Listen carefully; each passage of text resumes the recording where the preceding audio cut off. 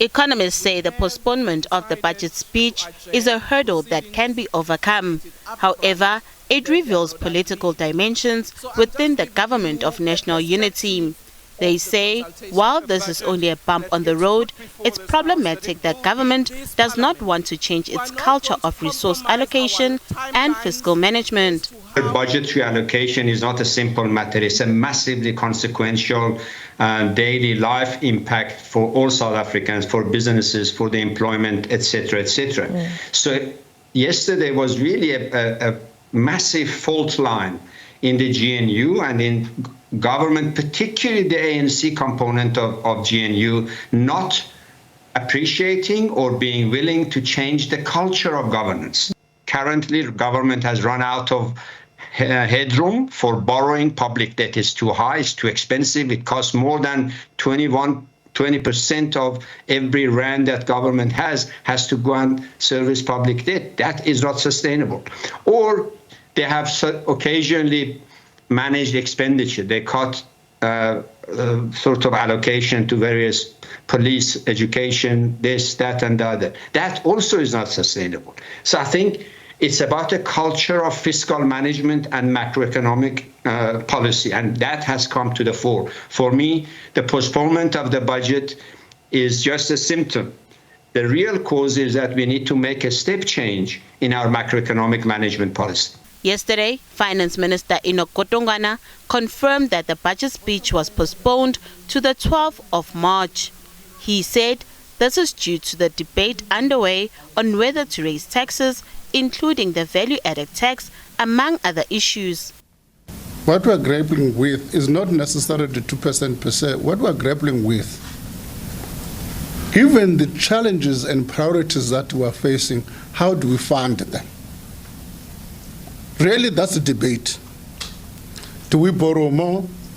What are the implications of that? Do we continue cutting expenditure? What are the implications of that? Do we raise tax? What are the implications of that? There's general agreement that in the current environment, we need to find a way of funding our priorities. The debate is what is the best way of doing it.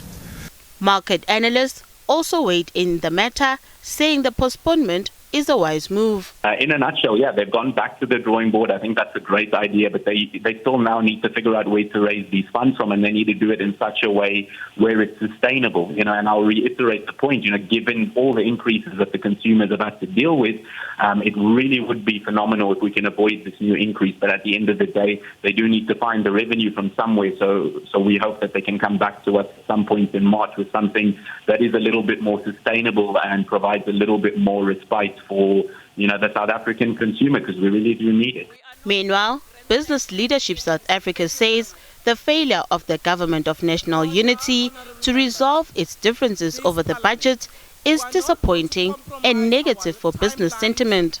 Our disappointment really as the business community stems from government's inability and failure to resolve their differences in time.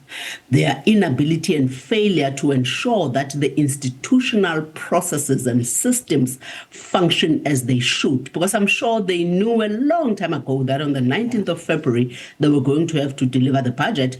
And that machinery of putting the budget in place surely also started a long time ago. So whether it was consultations that needed to happen or whatever that needed to happen has failed. So this therefore shows an institutional failure. And I think this is what we're probably maybe going to have to look at fixing, going into the future.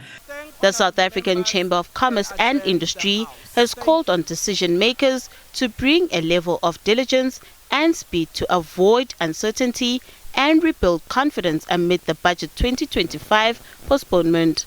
Nothando Makutilela, SABC News, Johannesburg.